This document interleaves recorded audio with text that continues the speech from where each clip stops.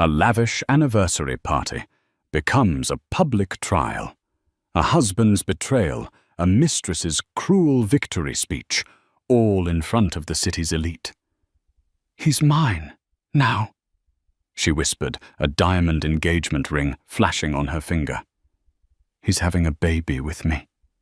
The wife Emily stood alone, her world shattered into a million pieces amidst the pointing fingers and silent judgment. They thought she was broken. They thought she was defeated. But what they didn't know was that the quietest person in the room was about to unleash a power so immense it would not only silence her enemies, but buy the very ground they were standing on. The invitation was embossed in gold leaf on cardstock, so thick it felt like a sliver of marble. "Mr. and Mrs. Marcus Thorne request the pleasure of your company to celebrate 5 years of marriage." For Emily Thorne, holding it felt like holding a beautifully crafted lie. 5 years. The first 2 had been a dizzying, sun-drenched haze of love. Marcus with his sharp blue eyes and a smile that could disarm corporate raiders had swept her off her feet. He was a rising star in finance, a man of ambition and magnetic charm. Emily, an art historian with a quiet passion for Renaissance portraiture, was his serene counterpoint. Their friends called them the perfect couple, his drive her grace, his world of numbers and risk, her world of beauty and history. But the past year has felt different. The gold had started to flake, revealing something cold and grey beneath. It began with small things. The late nights at the office that smelled not of stale coffee, but of a cloying, unfamiliar perfume, something floral and aggressive, like Chanel No. 5's louder, brasher cousin. Then came the hushed phone calls he'd take on the balcony, the guarded screen of his phone, the emotional distance that felt like a chasm opening between their king-sized bed. Emily was not naive, but she was a believer in commitment. She'd tried. She suggested counseling. He said they were too busy. She planned romantic weekends away. He had a last-minute merger to attend to. She saw the signs, the tiny red flags that, when stitched together, formed a banner of betrayal. Yet she clung to the hope that this was a storm, not a change in the climate of their marriage. The anniversary party was Marcus's idea. "We need to show everyone we're stronger than ever." "Ellie," he'd said, his voice a little too bright, his hand on her back a little too performative. "Let's book the Serafina Grand Hall at Montague. Go all out. A celebration for us." Emily knew what it really was, a public relations campaign. Rumors were starting to circulate in their elite social circle. Whispers followed her at charity luncheons. Pitying glances were cast her way at the country club. Marcus, ever conscious of his image, wanted to quell the gossip with a tidal wave of champagne and extravagance. He was using their marriage as a shield for his reputation. On the evening of the party, Emily stood before the full-length mirror in their palatial Upper East Side apartment. She wore a custom-made gown by Carolina Herrera, a deep sapphire silk that matched her eyes. Her only jewelry was a string of pearls and her wedding rings. She looked the part of the perfect corporate wife, elegant, poised, untouchable. But inside her stomach was a knot of dread. "You look stunning," Marcus said, walking into the dressing room. He was already in his Tom Ford tuxedo, looking every bit the master of the universe. He kissed her cheek, a dry, fleeting touch. Ready to dazzle them. "Marcus," she said, her voice soft but firm. "Are we okay?" He adjusted his bow tie, avoiding her gaze in the mirror. "Of course we are. Why wouldn't we be? We have everything. Everything except honesty," she thought. "Everything except you." He finally met her eyes in the reflection. For a second, she saw a flicker of the man she had married, a flash of guilt, of regret. But it was gone as quickly as it appeared, replaced by a polished mask of confidence. "Tonight is about us, Emily," he said, his tone leaving no room for argument. "Let's not spoil it. Smile. We have a performance to give." He called it a performance. The word hung in the air between them, brutal and honest. As they descended in the private elevator to the waiting town car, Emily felt a profound chill. She was walking onto a stage, the lead actress in a play whose tragic ending she could sense but hadn't yet read. The Serafina Grand Hall was waiting, and with it the final devastating act of her marriage. The Serafina Grand Hall was a masterpiece of old-world opulence. Crystal chandeliers, each the size of a small car, dripped light onto a sea of exquisitely dressed guests. The air hummed with polite chatter, the clinking of baccarat crystal, and the gentle strains of a string quartet playing Vivaldi. Waiters in crisp white jackets weaved through the crowd with trays of champagne and canapés. It was a scene of calculated perfection, precisely as Marcus had intended. He was in his element, moving from group to group, shaking hands with banking tycoons and laughing with society doyens. Emily was at his side, a graceful shadow. Her smile practiced and her eyes betraying nothing. She accepted compliments on her dress, on the stunning floral arrangements, on their beautiful marriage. Each word of praise felt like a tiny, sharp stone striking her heart. She was speaking with Mrs. Dubois, the undisputed queen bee of their social set, when the atmosphere in the room shifted. It was a subtle change at first, a ripple of whispers that started near the grand entrance and spread through the crowd like a contagion. Heads turned, conversations faltered.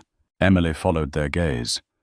Standing in the grand archway was a woman who was the complete antithesis of Emily's understated elegance. She was poured into a fire-engine red dress that clung to every curve with a slit that climbed dangerously high up her thigh. Her hair was a cascade of raven curls, her lips painted a matching defiant red. She was stunning, but in a way that screamed for attention. Emily felt a cold, sickening jolt of recognition. She had seen that face before, in a tagged photo on Marcus's social media from a business conference in Miami, a photo he had hastily untagged. This was Isabella Rossi. Isabella scanned the room with the predatory gaze of a leopardess, her eyes landing on Marcus. He had been mid-laugh with the senator, but the sound died in his throat. The color drained from his face, leaving behind a pallor of pure panic.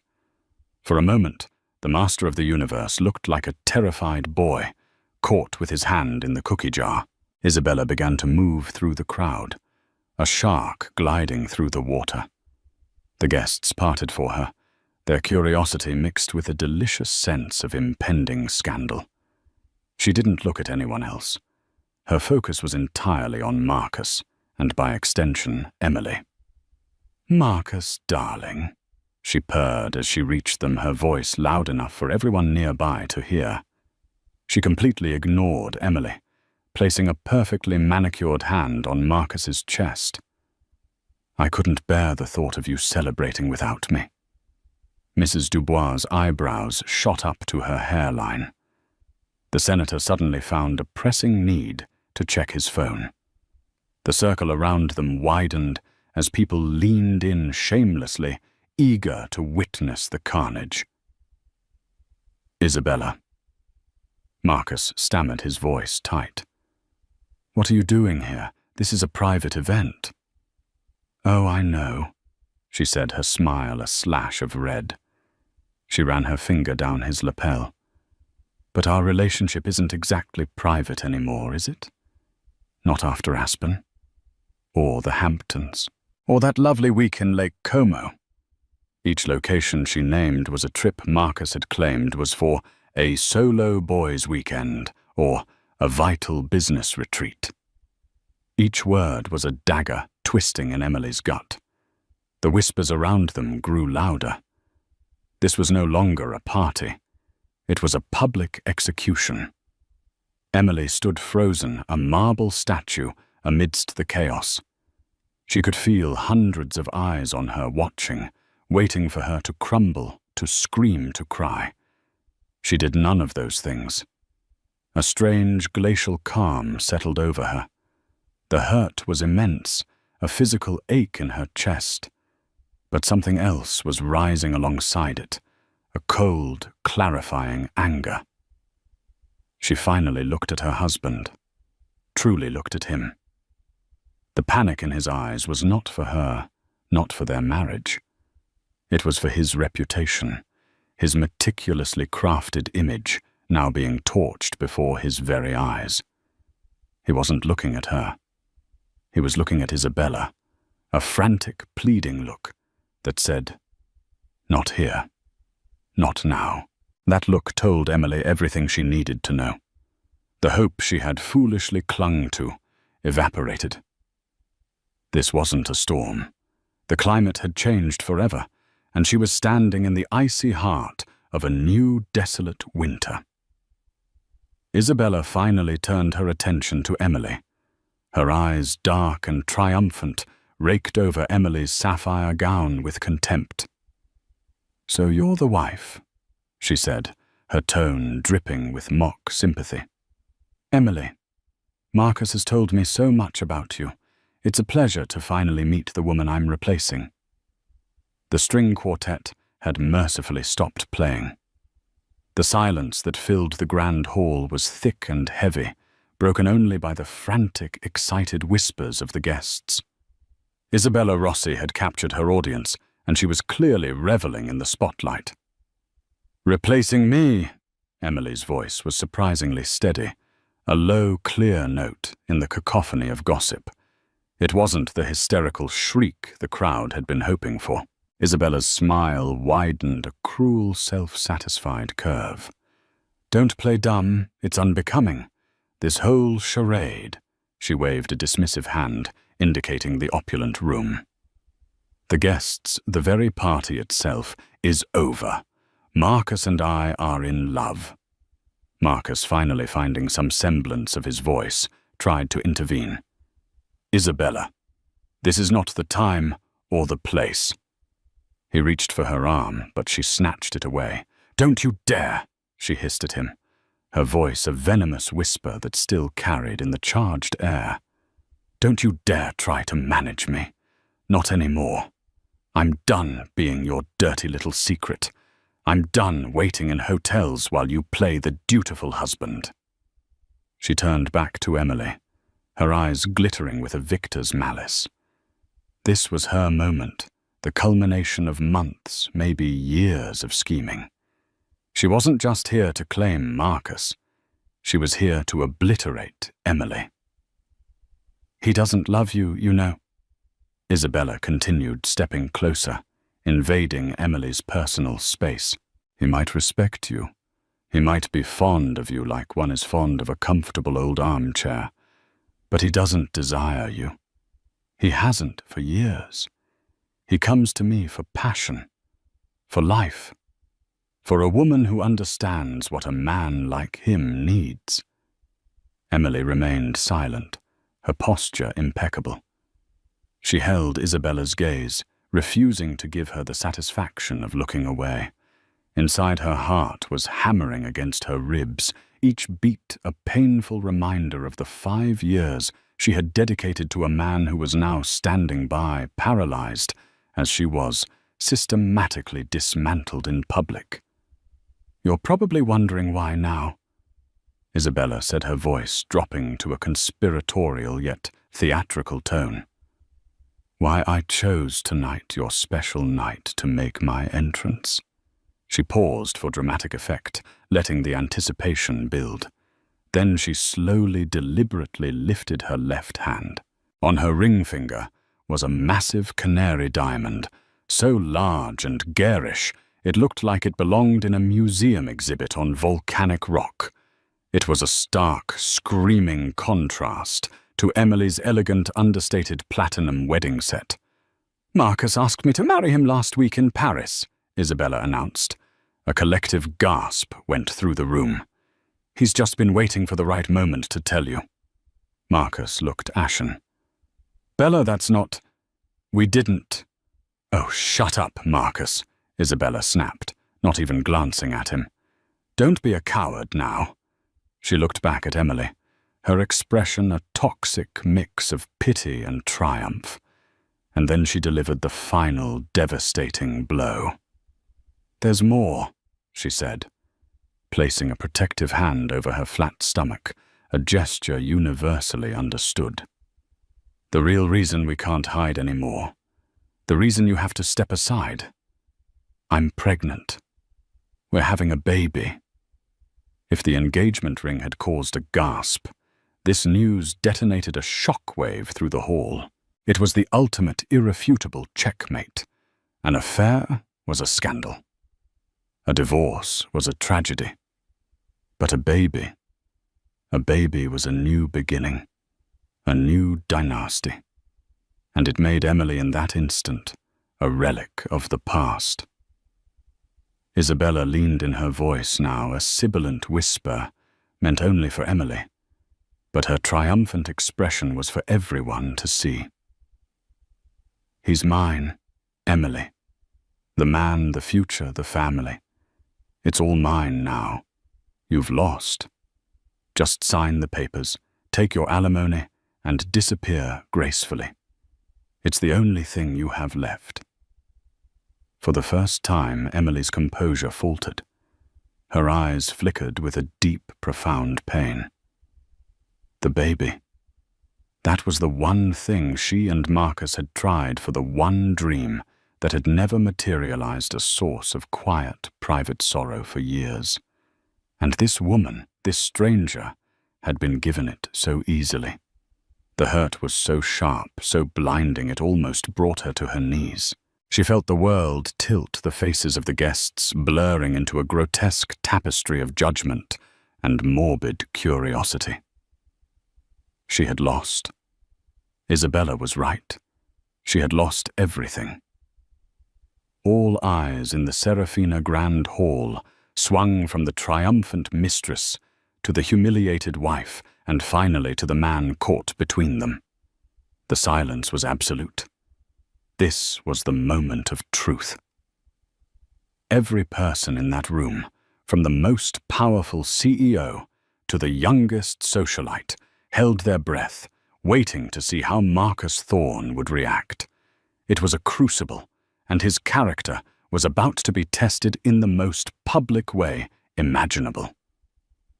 Emily looked at her husband, a silent plea in her eyes. It wasn't a plea to take her back, not anymore. That ship had just been torpedoed and sunk. It was a plea for a shred of dignity for the 5 years they had shared, for the vows he had once made.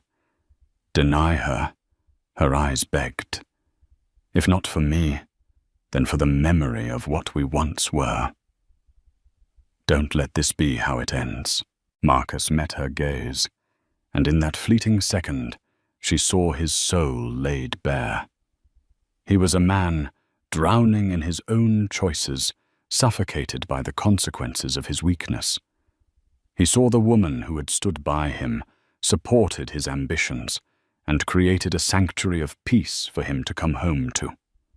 And he saw the woman who offered him the intoxicating thrill of the new, the ego-stroking validation of her obsession, and now the air he had secretly craved. He broke eye contact with Emily first. He turned to Isabella, his expression shifting from panic to a weary, reluctant resignation. He took her hand, the one with the garish yellow diamond, and squeezed it. It was not a gesture of passion, but of surrender. Then he faced the silent, watching crowd. He cleared his throat, the sound unnaturally loud in the cavernous room. "I apologize to all of you for this," he began, his voice strained. He was trying to project an image of a man taking control, but he just sounded like a cornered animal. This was meant to be a private matter. He turned to Emily, and his words, when they came, were colder and more clinical than any of Isabella's taunts. "Emily," he said, refusing to meet her gaze instead, staring at a point somewhere over her shoulder. "Isabella is right. Our marriage, it hasn't been working for a long time. We've been living separate lives. I've been unhappy." He was rewriting their history in real time, painting her as a participant in their marriage's failure, making it a mutual decay rather than his singular betrayal. He was absolving himself. "I didn't want it to happen this way." He continued, the false sincerity dripping from every word. "I wanted to tell you privately with respect. I was going to. But things have accelerated." He glanced at Isabella's stomach. "There are new responsibilities I have to consider." He was choosing the baby. He was choosing the future Isabella represented, and in doing so, he was erasing the past he shared with Emily. "I think it's best if we handle this quietly," he said, the sheer audacity of the statement stunning Emily into stillness. He was asking for a quiet divorce in the middle of a public spectacle he himself had orchestrated. "I'll have my lawyer, Mr. Peterson, contact yours in the morning. I wish you all the best, Emily. I truly do." It was a dismissal, a corporate severance package delivered with a hollow semblance of professional courtesy. He had not only failed to defend her, he had actively sided with her tormentor and publicly cast her aside. He had validated every cruel word Isabella had uttered. The crowd erupted in a flurry of hushed, scandalized chatter. Mrs. Dubois looked at Emily with an expression of pure, unadulterated pity, a look that was more insulting than any scorn. Emily felt utterly, completely alone. She was a ghost at her own party, a footnote in the story of Marcus Thorne and his new family. Isabella slid her arm possessively through Marcus's, resting her head on his shoulder. She looked at Emily over his tuxedo, her eyes gleaming with absolute, unquestionable victory. She had won. She had taken everything. Emily finally let out a breath she didn't realize she had been holding. The pain was still there, a white-hot core in her chest, but the cold, clarifying anger from before was beginning to crystallize into something harder, something sharper. It was the calm of a person who has finally hit rock bottom and realizes there is nowhere to go but up. She gave a single, almost imperceptible nod. She would not cry. She would not scream. She would not give them the satisfaction. She had lost her husband, her marriage, and her dignity in the space of 10 minutes. But as she stood there, isolated and exposed, she made a soul-so-silent vow that she would not lose herself, just as Marcus turned to lead Isabella away, as if to shepherd his new life from the wreckage of his old one. A new presence made itself known. It wasn't loud or dramatic. It was a shift in the air, a change in the room's gravitational pull. 2 men stood near the entrance to the hall where Isabella had made her grand debut. They had not been there moments before. They were older, dressed in immaculate conservative suits by Savile Row that whispered wealth rather than shouting it. They stood with an unnerving stillness, their quiet authority cutting through the room's chaotic energy. The man in front was in his late 60s, with a mane of silver hair and eyes the color of a winter sky, sharp, intelligent, and currently filled with a glacial fury. He held a presence that made CEOs and senators shrink. This was a man accustomed to being the most powerful person in any room he entered. This was Arthur Vance. Beside and slightly behind him was a younger man, clearly his son, with the same sharp eyes, but a more athletic build and a jaw set in a line of protective anger. He looked like he could dismantle a hostile takeover or a man with equal ease. This was Julian Vance, Emily's father and brother. They had not been on the guest list. Emily had specifically asked them not to come. Her family, the Vances, were notoriously private. They were a dynasty of old money from Boston, their empire built over generations in shipping logistics and private equity. Their wealth was quiet, vast, and deeply integrated into the foundations of global commerce.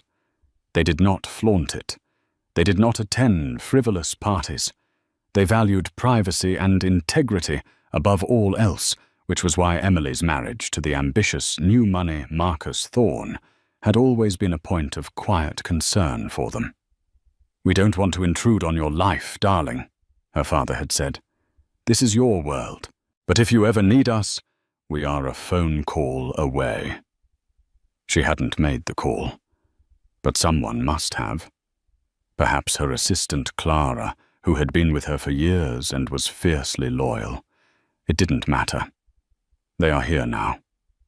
Arthur Vance's eyes swept the room, taking in the scene with a practiced, analytical calm.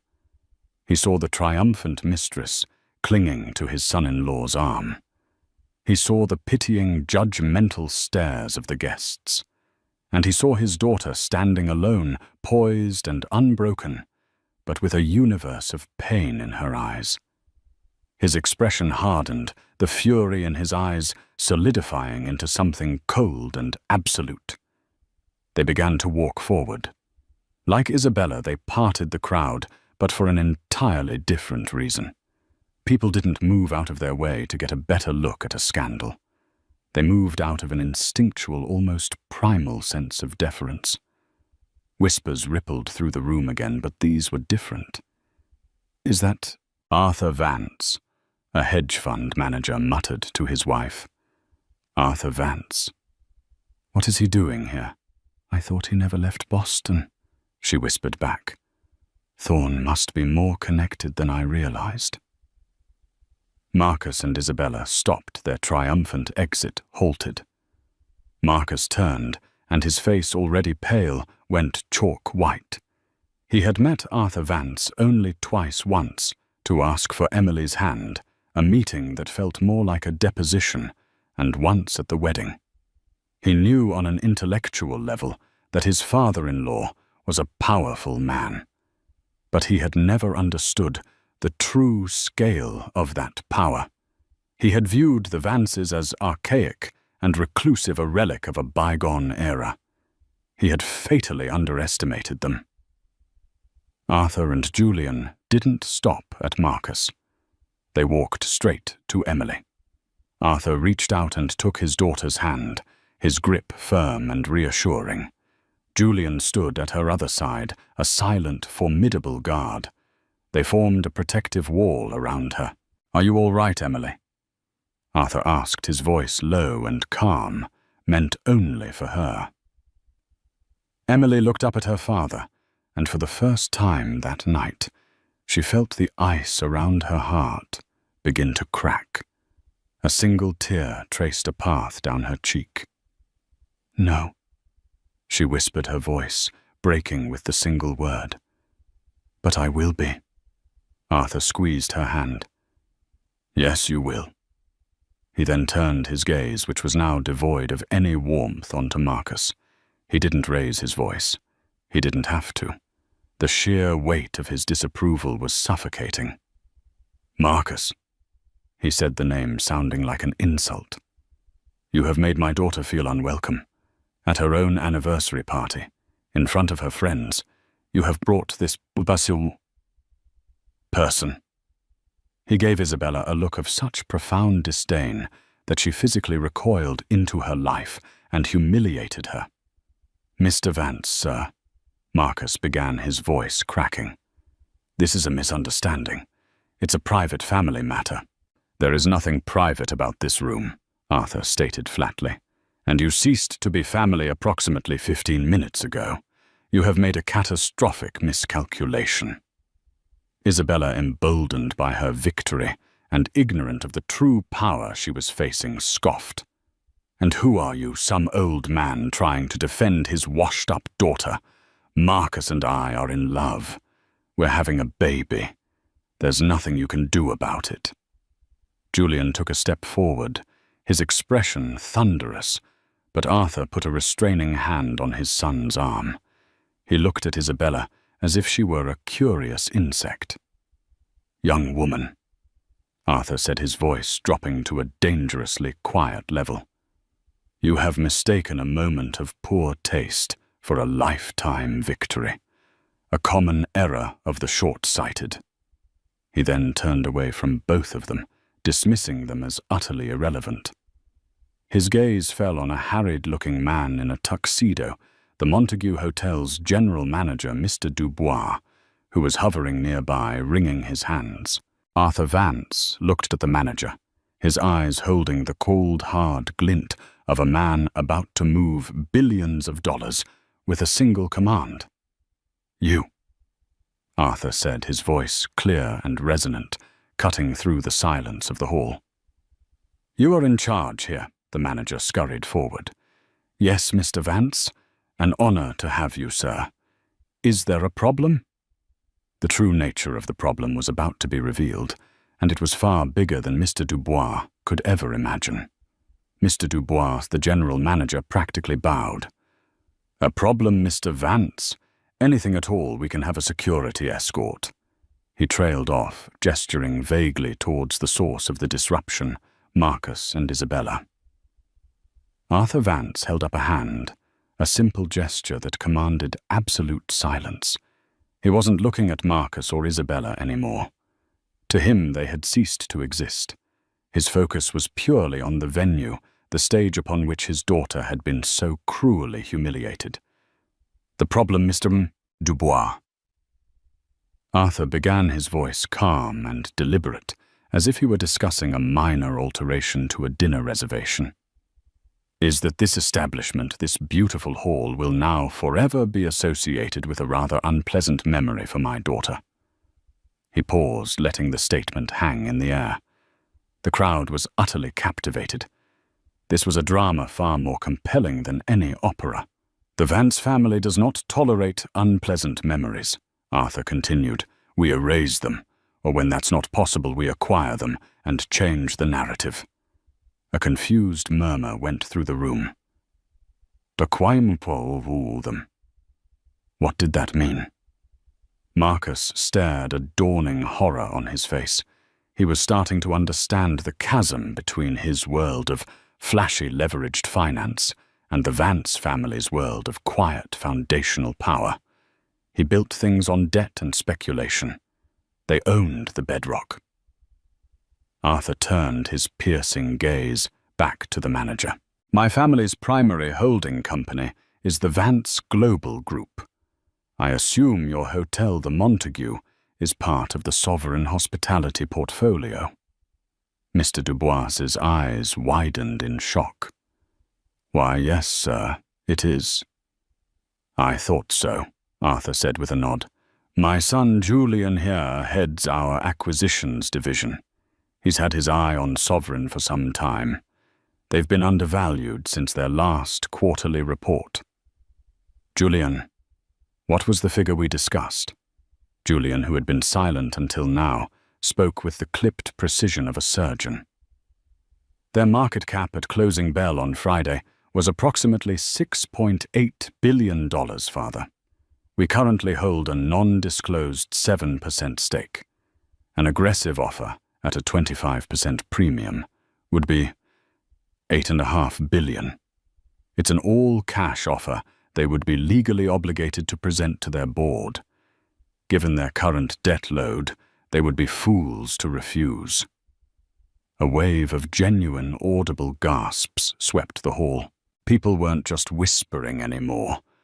Phones were being discreetly pulled out. Financial journalists in the crowd were frantically typing messages to their editors. This wasn't just social gossip anymore. This was a market-moving event. Isabella looked utterly baffled. "What are you talking about? Buying a hotel? You can't just do that."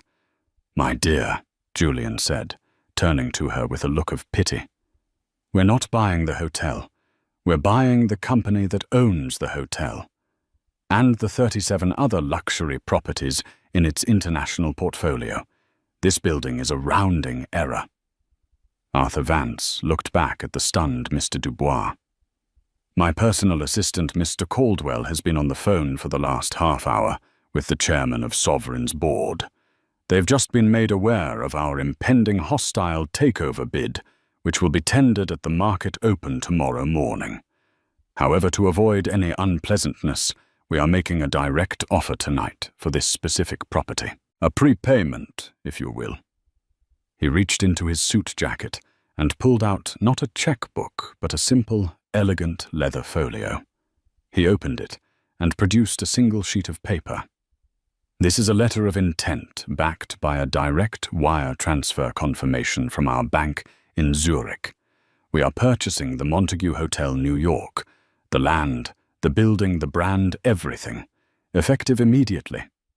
Mr. Dubois's phone buzzed in his pocket. He pulled it out, his hand trembling. He looked at the screen, his face turning the color of bleached parchment. He looked up at Arthur Vance, his expression one of pure, unadulterated awe and terror. I've just received an email from our CEO," the manager stammered. He says to give you whatever you want. The property. It's yours, Mr. Vance. Welcome to the Montague." Absolute profound silence. You could have heard a pearl drop on the thick Aubusson carpet. Arthur Vance gave a slight, satisfied nod. He owned the stage now. He owned the building. He owned the entire narrative. He finally turned his attention back to Marcus and Isabella, who stood frozen, their faces masks of disbelief. Isabella's triumphant smirk had vanished, replaced by a slack-jawed confusion. Marcus looked like his entire world had just been liquidated before his eyes. "Now then," Arthur said, his voice as cold as a banker's heart. "As the new owner of this establishment, I have a few immediate changes to implement. First, the decor in this hall is now officially distasteful. We will be renovating. Second, we have a new policy regarding uninvited guests and vermin." He looked directly at Marcus Thorne. "You have 5 minutes to vacate my property, you and your associate." His eyes flickered to Isabella. "After that, I will have you removed for trespassing." The word trespassing hung in the air, a final brutal nail in the coffin of Marcus Thorne's social and professional life. He was no longer a host in a prestigious venue. He was an intruder in the Vance's newest acquisition. The guests who minutes ago had been watching Emily with pity now stared at Marcus and Isabella with a mixture of shock, contempt, and fear. They were witnessing a power play of such epic proportions it would be talked about for decades. In their world, wealth was power, but the scale of the Vance's power was something most of them had only read about. They had just witnessed a lion swatting a fly. Marcus hadn't just been defeated, he had been rendered utterly insignificant. Isabella was the first to break her ignorance, finally pierced by the terrifying reality of the situation. "This is insane!" she shrieked, her voice high and shrill. "Marcus, do something! You're Marcus Thorne!" Marcus didn't seem to hear her. He was staring at Emily, at the woman he had so casually discarded. He was finally seeing her not as his quiet, unassuming wife, but as the daughter of Arthur Vance, the heiress to an empire he couldn't even comprehend. The prenuptial agreement he had signed now felt like a noose around his neck. It was ironclad, drafted by the Vance family's legal team, designed to protect their assets from precisely this kind of situation. He would leave the marriage with nothing more than what he had entered it with. But it was worse than that. He worked in finance, a world built on reputation and connections. His biggest clients, his most important backers. How many of them had ties to the Vance Global Group? How many of them would drop him tomorrow morning to avoid being on the wrong side of Arthur Vance? His career was over. He just didn't know the exact time of death yet. Julian Vance stepped toward him, his voice low and menacing. "The 5 minutes started 4 minutes ago, Thorne. I suggest you leave. Oh, and by the way, my father sits on the board of the SEC's Ethics Committee. I'd make sure your trading records for the last 5 years are pristine. We have a feeling they might be getting a very thorough anonymous audit very soon." That was the final devastating blow. The threat wasn't just social or financial ruin. It was legal. It was total annihilation. Marcus grabbed Isabella's arm, his grip bruising. "We're leaving," he muttered, his voice a choked whisper. "But my announcement," she protested, still clinging to the tattered remnants of her victory. "The party's over," he snarled and began dragging her toward the exit. The crowd parted for them once more, but this time it was with undisguised scorn. As they passed the grand archway, a camera flash went off. A paparazzo from a society paper had caught the walk of shame. The photo would be on the cover of every gossip magazine by morning, the billion-dollar divorce. Thorne ejected from his own party. They were gone. The serpent had been cast out of the garden. The hall was quiet for a moment, and then a strange thing happened. Mrs. Dubois, the queen of society, walked purposefully over to Emily. She didn't offer pity. She offered respect. "Emily, my dear," she said, her voice filled with a newfound admiration. "I'm so dreadfully sorry you had to endure that. Your family is remarkable." She then looked at Arthur. "Arthur, it's been too long." It was a signal to everyone else. The social order had been re-established. Emily wasn't the victim anymore. She was the untouchable daughter of the most powerful family in the room. One by one, guests approached, offering apologies, support, and invitations. They were gravitating to power, as they always did. Emily felt nothing but a weary numbness. She had no interest in their fickle loyalties. She looked at her father and brother, her true family, her unwavering support. "Can we go home?" she asked softly. "Of course, darling," Arthur said, wrapping a protective arm around her. "Let's go home," as they walked out of the Serafina Grand Hall. Her hall, now Emily, didn't look back. She walked past the champagne fountains and the extravagant ice sculptures, past the wreckage of her old life, and out into the cool, clean night air of New York City. She felt a profound sense of release. The pain of Marcus's betrayal was still there, a deep, tender bruise on her soul. It would take time to heal. But for the first time in years, she felt free. She was no longer Mrs. Marcus Thorne, the perfect, quiet wife. She was Emily Vance. She was a part of something full and strong and enduring. She had walked into that party with a wife in a gilded car. She was walking out a queen who had just inherited a new corner of her kingdom. The future was uncertain, but it was hers to write. And she knew with a certainty that settled deep in her bones that it would be a masterpiece. The ride from the Montague Hotel to the Vance family's private penthouse overlooking Central Park was conducted in a profound, almost sacred silence. The custom Maybach moved through the city streets like a phantom, its sound-proofed interior insulating its occupants from the cacophony of New York life. Emily sat between her father and brother, the sapphire silk of her gown, a slash of deep color in the dimly lit cabin.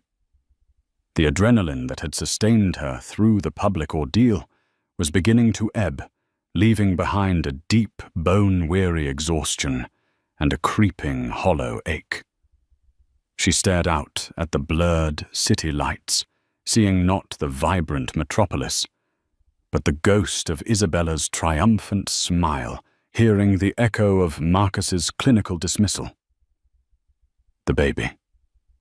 The word pounded in her mind with a dull, rhythmic cruelty. It was the one piece of the betrayal that felt personal, a targeted strike at her deepest, most private vulnerability. When they arrived, their penthouse was a sanctuary of quiet luxury, unlike the opulent, almost theatrical grandeur of the Serafina Hall. The Vance home was a testament to understated power, museum-quality art. A Rothko here, a de Kooning there hung on walls of Venetian plaster. The furniture was modern and minimalist, chosen for form and comfort over ostentation. It was a space designed for thinking, for strategy, for living, not for performing. Arthur led her to a deep, comfortable sofa, facing a floor-to-ceiling window that offered a god's-eye view of the park. "Sit, Emily," he said gently. "Julian, get your sister a brandy." "I'd rather have tea," she whispered, her voice hoarse. Her father, the man who commanded a global empire, simply nodded, turned and went to the kitchen himself to put the kettle on. The simple domestic act was more comforting than any grand gesture could ever be. Julian returned and handed her a tablet. On the screen was the landing page of the Financial Times. The headline was stark: "Vance Global initiates hostile takeover of sovereign hospitality in dramatic, unprecedented move." Below it, a sub-headline: "Sources cite public altercation at a private event involving VGG heir Emily Vance and husband Marcus Thorne as the catalyst." It's already everywhere. Julian said, his voice a low rumble of contained fury. The business press is framing it as a power play. The gossip sites, he grimaced. They're calling it the billion-dollar takedown. That photo of Thorne being dragged out is the #1 trending image in North America. Emily stared at the screen, a strange sense of detachment washing over her. It felt like she was reading about characters in a novel, not living through the implosion of her own life. "You did all that, just for me?" "No," Julian said, sitting opposite her. "We did it for the family." Emily Thorne didn't just disrespect his wife tonight. He humiliated Vance. He did it publicly, thinking we were too distant or too reclusive to matter. He treated our name as a prop in his tawdry little drama. That is an existential threat we do not tolerate. Arthur returned with a tray bearing a porcelain teapot and a single cup. He poured the steaming amber liquid and handed it to her, his movements precise and calm. "Your brother is right," he said, taking a seat. "For generations, our family's greatest asset has been our reputation. We are known to be private, yes, but also for our integrity and our unforgiving memory. When someone attacks one of us, they are testing the strength of our entire foundation. If we allow one crack to appear, the entire structure is compromised. Tonight was not about revenge, Emily. It was about reinforcement." Emily wrapped her cold hands around the warm cup. "What will happen to him?" "He's finished," Julian said with cold finality. As of this moment, every line of credit Marcus Thorne or his small-time firm has been frozen or recalled. The banks that funded him are the same banks we've been doing business with for 50 years. A single phone call from father was all it took. His investors are in a panic. His partners are trying to distance themselves. By sunrise, Marcus Thorne will be a name so radioactive it will burn anyone who speaks it. And her, Emily asked the word tasting like ash. Isabella Rosie. Julian continued pulling up another file on his tablet. A former brand ambassador and aspiring reality TV star. She has a history of attaching herself to wealthy married men. The Canary Diamond, by the way, was leased. The lease expires next Tuesday. I doubt she'll be able to make the payment. She thought she was securing a future. Instead, she's tied herself to a pariah with a mountain of debt and a pending SEC investigation. The information was delivered with surgical precision, but it brought Emily no joy. It was just a catalogue of ruin. She had loved Marcus, once truly loved him. Seeing the architecture of his life being systematically dismantled, even after his monstrous betrayal, filled her with a profound and complicated sadness. "Father," she said, looking at him, her eyes pleading for understanding. "The baby. She said she's pregnant." Arthur's expression softened. He reached across and placed his hand over hers. "And if she is, the child will be a Vance grandchild, and it will be provided for. We are not barbarians, Emily. The child is innocent. But its parents have made their choices. Their consequences are their own." In that moment, Emily understood. Her family's power wasn't just in their ability to destroy, but in their unwavering code of conduct. They were ruthless with their enemies, but they protected their own, even the ones who hadn't been born yet. She took a sip of tea, the warmth spreading through her chest. The tears she had held back all night finally came not in a hysterical torrent, but in a quiet, steady stream of grief for the love she thought she had, the future she had dreamed of, and the innocence she had lost. Her father and brother didn't speak. They simply sat with her in the citadel of silence, a united front, letting her finally break so they could begin to put her back together. 1 week later, Emily stood not in a law office, but in the cavernous, now empty shell of the Serafina Grand Hall. The opulent chandeliers were shrouded in canvas, the Aubusson carpets had been rolled up, and the gilded furniture was gone.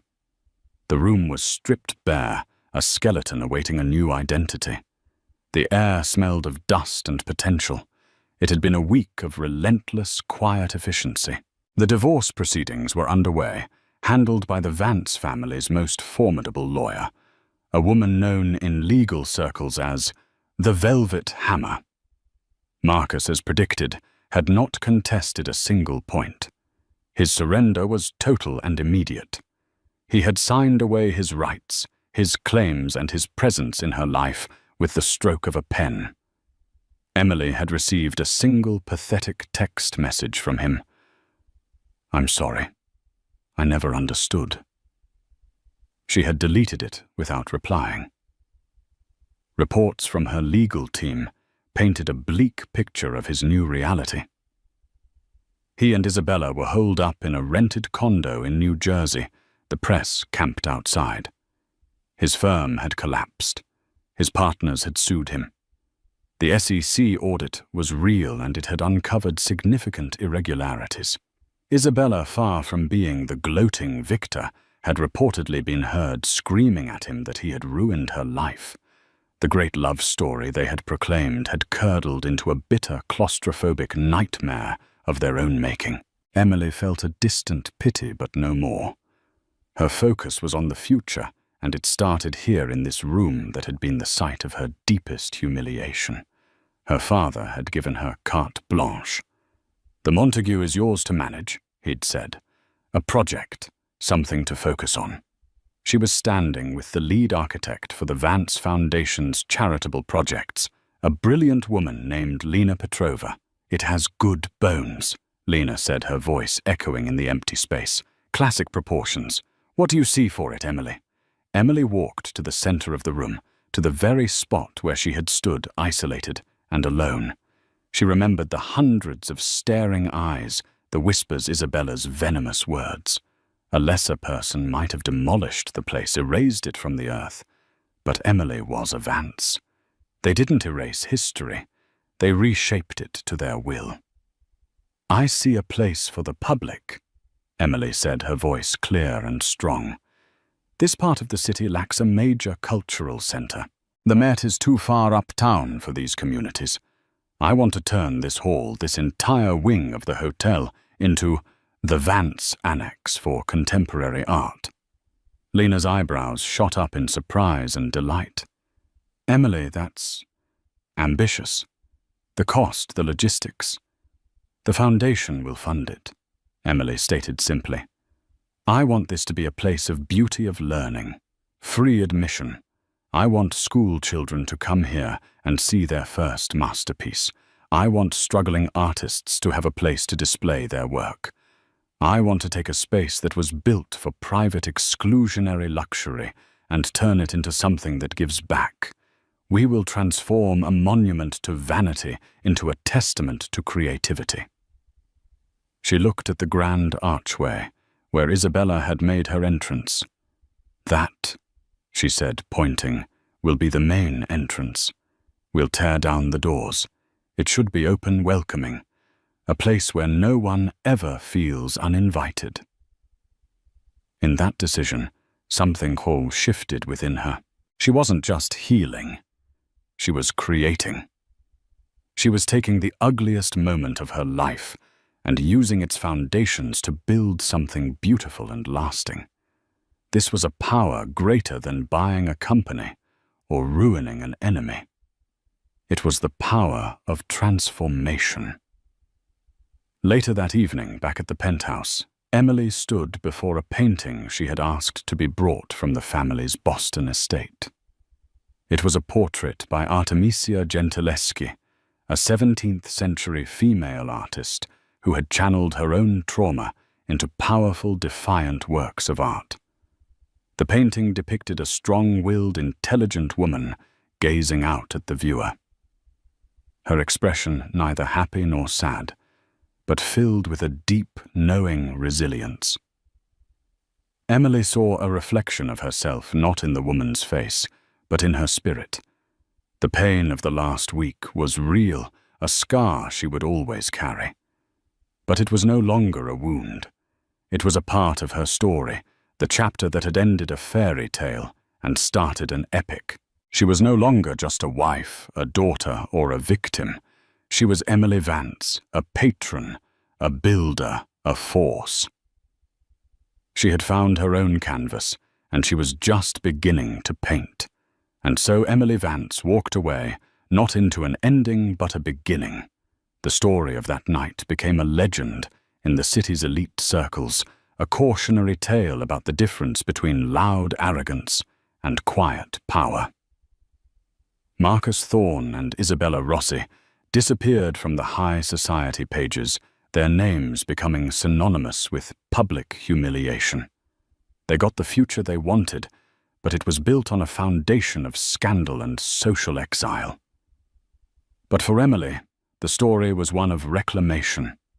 She rediscovered her passion, not just for art, but for the legacy her family had built.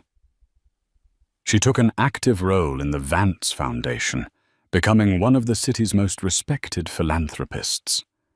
She learned that true strength isn't about never falling. It's about how you rise. And on that night, backed by the unwavering love of her family, she rose like a phoenix. What did you think of Emily's family's epic comeback? What would you have done in her shoes? Let us know in the comments below. And if you love stories where the underdog gets their ultimate satisfying revenge, make sure to hit that like button, share this video with someone who needs to see it, and subscribe to our channel. Click the notification bell so you won't miss another story of epic vindication and justice.